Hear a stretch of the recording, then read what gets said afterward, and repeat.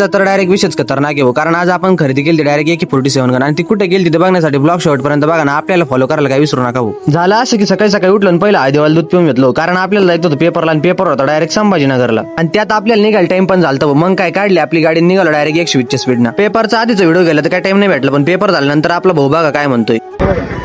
विषय व्याग राहिले चालला पण नादच पुरा करा. भाऊचा डायरेक्ट खतरनाक विषय भाऊ. पेपर वगैरे झाला मग भाऊ म्हणे आपल्याला जायचं डायरेक्ट फिरायला आणि फिरायला कुठं आलतो तर डायरेक्ट प्रोझोन मॉल मध्ये कारण आपला विषयच खतरनाक आहे भाऊ.